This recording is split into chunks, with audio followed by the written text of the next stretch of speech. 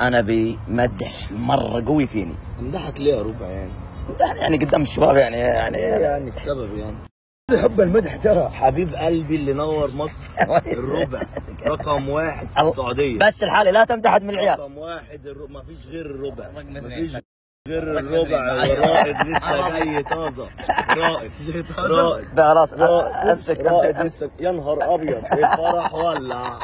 الربع ما فيش زيه. ايوه خلي الربع رقم واحد هيفضل طول عمره واحد. يا نهار ابيض بالدولار شكله هيتهور. اتهور خلاص. امسك يا عم الفلوس دي بقى. حبيب قلبي بالاخضر تامر بالاخضر رقم واحد. من هو ده؟ ربع مين؟ هو سامر. باي باي انا همشي مع سامر. ما تكلمنيش تاني ولا اتصل بيا. ابغى الدولار اسوي كذا.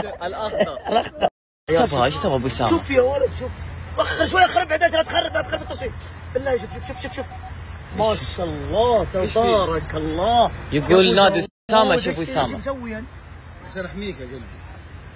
يعني تركت البيت وعضلت وحرب. عطني وش سويت يا ابو داود؟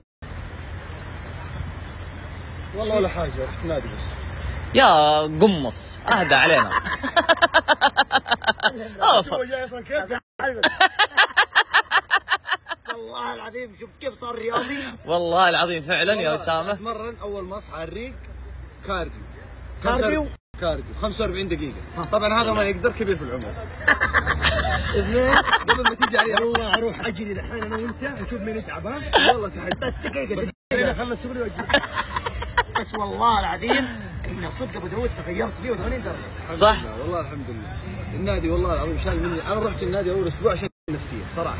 ايوه النفسية كانت تحتاجني انه اغير روتين. فجأة لقيت نفسي جعله بروحي عنك ايش فيك؟ لا ما ما يمكن على ابو داود ترى ما شاء الله ماني بقادر اصورك. احاول انك تقرب. ما شاء الله ترى كنت مره جسمت. ها مره جسمت ما شاء الله.